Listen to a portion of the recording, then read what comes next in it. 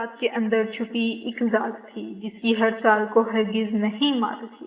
وہ سکندر تھا، اکبر تھا یا تھا غزنوی یا کسی ولی کے دور کی سوغات تھی، جس نے جو کچھ کہا وہی کچھ کیا۔ اس نڈر قائد اعظم کی کیا بات تھی، اس نڈر قائد اعظم کی کیا بات تھی۔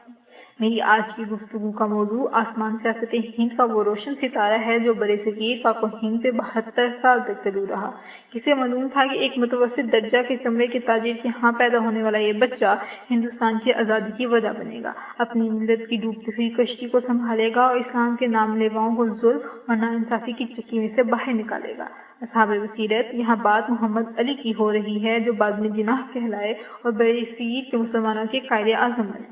صاحب صدر، 11 ستمبر کی مناسبت سے میں جس موضوع پر اظہار خیال کرنا چاہتی ہوں وہ دن اس عظیم ہستی کا یوم وفات ہے جو اس دنیا سے کوچ کر جانے کے باوجود لاکھوں دلوں میں موجود ہے اور پاکستان کی تاریخ کا اہم ستون ہے۔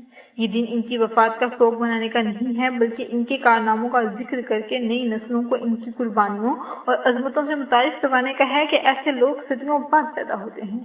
ہزاروں سال نرگس اپنی بے نوری پہ روتی ہے، ہزاروں سال نرگس اپنی بے نوری پہ روتی ہے، بڑی مشکل سے ہوتا ہے چمن میں دل اول پیدا۔ صاحب صدر، 19ویں اور 20ویں صدی کا ذکر قائد اعظم کے نام کے بغیر ادھورا ہے۔ آپ اگرچہ پیشے کے لحاظ سے وکیل تھے جو اپنے شعبے میں کبھی ہارنے کا تجربہ نہیں رکھتے تھے، جنہوں نے جو کیس لیا وہ جیتا، جو مقصد چنا اس کو حاصل کیا۔ قائد اعظم نے نہ صرف تاریخ کا دھارا بدلا بلکہ دنیا کا نقشہ ہی بدل کے رکھ دیا۔ آپ اور انڈیا مسلم لیگ کے وہ قائد تھے جن کی قیادت میں پاکستان نے انگریزوں سے آزادی حاصل کی اور پھر آپ پاکستان کے پہلے گورنر جنرل بنے۔ آپ کی زندگی ہمارے لیے مشعل راہ ہے۔ تو نے اس باغ کو سینچا ہے لہو سے اپنی، تو نے اس باغ کو سینچا ہے لہو سے اپنی، تیری خوشبو سے تیرا باغ ہمیشہ مہکے۔ اصحاب بصیرت، قائد اعظم کی سیاسی زندگی کا آغاز انڈین نیشنل کانگریس سے ہوا تھا، لیکن جب آپ نے دیکھا کہ کانگریس صرف ہندوؤں کے مفاد کے لیے کام کر رہی ہے تو آپ نے 1906 میں کانگریس کو خدا حافظ کہہ کر مسلم لیگ میں شمولیت اختیار کی اور بظاہر قیام پاکستان جیسی ناممکن جدوجہد کا آغاز کر کے ملت کے لیے علیحدہ وطن حاصل کیا اور ثابت کیا کہ بات صرف پیشے کی نہیں ہوتی، بات تو ذہانت اور قابلیت کی ہوتی ہے۔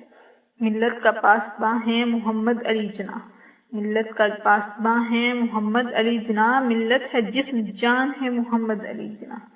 جناب صدر، آپ نے جدوجہد پاکستان کے 41 سالہ سفر میں اپنی نجی زندگی کو وقف کر دیا تھا، لیکن اس کا نتیجہ پاکستان کی صورت میں پوری دنیا نے دیکھا اور آپ بانی پاکستان کہلائے۔ اور اس مشکل سفر کے دوران نہ آپ کبھی جھکے نہ بکے اور کم و بیش 10 کروڑ مسلمانوں کی آزادی کی وجہ بنے، اور اس قدر محنت کی وجہ سے اپنی صحت کو زیادہ عرصہ تک نہ بحال رکھ سکے اور 11 ستمبر 1948 کو اپنے خالق حقیقی سے جا ملے۔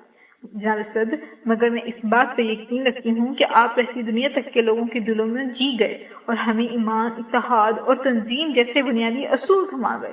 آپ کی قائدانہ صلاحیتیں رہتی دنیا تک یاد رکھی جائیں گی۔ آج کے دن روح قائد ہمیں یہ پیغام دیتی ہے کہ ہم متحد رہیں۔